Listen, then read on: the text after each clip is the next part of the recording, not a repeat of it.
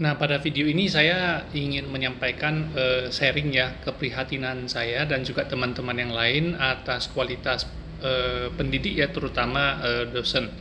Jadi di sini kami itu pernah mengajar di jurusan ilmu komputer.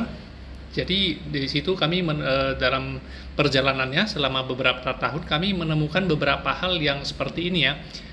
Ada dosen yang katakanlah mata kuliah pemrograman ya, itu bermodal slide PowerPoint saja. Jadi di situ hanya teori aja mengenai struktur program, jenis-jenis tipe data, variabel itu seperti apa, deklarasi seperti apa, dan segala macam, tapi tidak pernah dipraktekkan. Jadi sehingga suatu hari mahasiswanya meminta dosennya untuk mencoba yang di dalam pemrograman, dan ternyata dosennya salah-salah ketik ya, dan juga bingung apa yang mau diketik, dan di sana banyak error.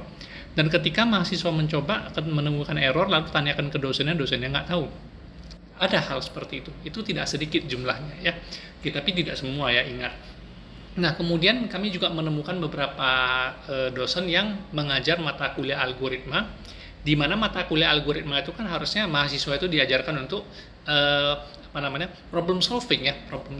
Jadi sehingga mahasiswa itu harusnya dikasih sebuah permasalahan komputasi, mereka harus mampu membuat programnya, harus mampu membuat solusinya ya, sehingga jadi sebuah fitur seharusnya.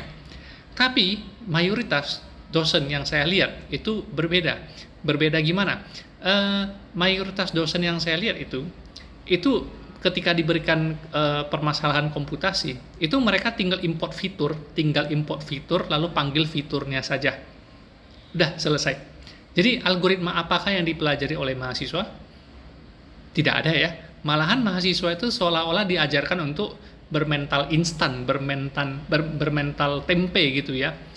Jadi semuanya itu tinggal disuapin yang udah jadi. Jadi mahasiswa itu diajarkan untuk bermental instan dan diajarkan untuk konsumtif. Seharusnya kan mahasiswa itu diajarkan untuk produktif ya, menghasilkan fitur ya dengan cara-cara dan metode yang harus mereka tentukan sendiri. Itu bukankah lebih baik ya? Nah, itu salah satu penyebab kenapa negara kita bukan negara yang menghasilkan produk jadi ya, tapi produk mentah ya.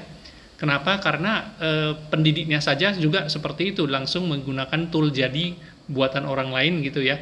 Nah, kenapa tidak dia buat sendiri, kan dia dosennya? Oke, itu terjadi. Nah, yang kedua, yang selanjutnya, jadi katakanlah kita bicara yang lebih advance ya. Kita bicara lebih advance. Jadi ketika kita dihadapkan dengan pemrograman yang kasus komputasi yang lebih sulit ya. Nah, jadi ternyata ini belum pernah ada fitur jadinya. Di situ dosennya galau. Bingung karena tidak ada fitur jadinya, pernah ada orang yang membuat fitur jadinya. Seperti itu ya. Nah, jadi beda dengan dosen yang benar-benar tahu bagaimana cara mengembangkan fitur tersebut. Jadi ketika tidak ada fitur jadinya, maka si dosen tersebut mampu untuk membuat fitur tersebut dan mengajarkannya ke mahasiswa. Bukankah dosen demikian lebih baik ya?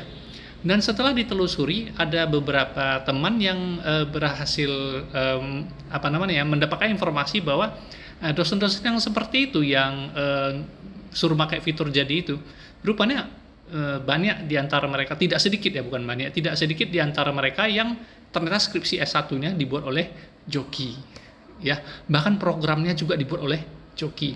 Nah, tidak kalah juga pada saat mereka ngambil S2, ternyata pada saat mengambil S2 itu tesis S2-nya juga dibuat oleh joki, program eksperimennya juga dibuat oleh joki. Jadi gimana lah kualitas pendidiknya kalau seperti itu ya. Nah, jadi kembali lagi ke masalah penggunaan fitur jadi ini ya. Nah, saya pernah ketemu satu kasus ya, gimana dosennya itu ketemu saya ya, itu karena dia terbiasa pakai fitur jadi, saya tantang dia, dimana yang saya tantang itu tidak ada fitur jadinya dan dia galau ya. Nah, jadi gini, di dalam pemrograman database itu ya ada yang namanya SQL ya, perintah-perintah SQL yang dapat mengambil data, filter data, query data yang langsung akan terurut datanya sesuai dengan urutan yang kita minta dengan bahasa simple, sederhana tertentu ya. Jadi ketika datanya itu sudah ada di dalam database engine, itu fiturnya langsung bisa dipakai, tinggal panggil aja ya, select all from nama tabelnya ya, where, kondisi apa, order by, ya order by urutannya apa ya. Nah, saya kasih sebuah kasus di mana datanya belum pernah ada di database. Datanya berasal dari text file atau CSV atau hasil dari mesin absensi yang jadul yang tidak ada database-nya. Nah, ya, jadi ketika diimport dari mesin absensi itu datanya dalam bentuk seperti teks, ya, teks seperti notepad, ya, seperti itu ya.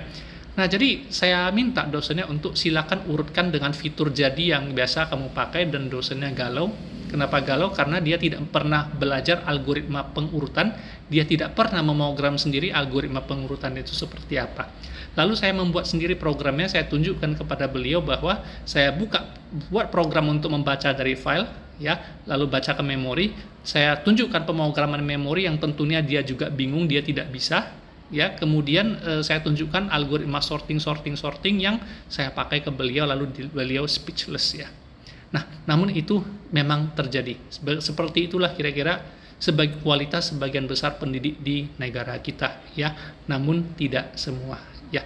Jadi silakan tinggalkan komentar jika ada pendapat yang berbeda atau yang lain.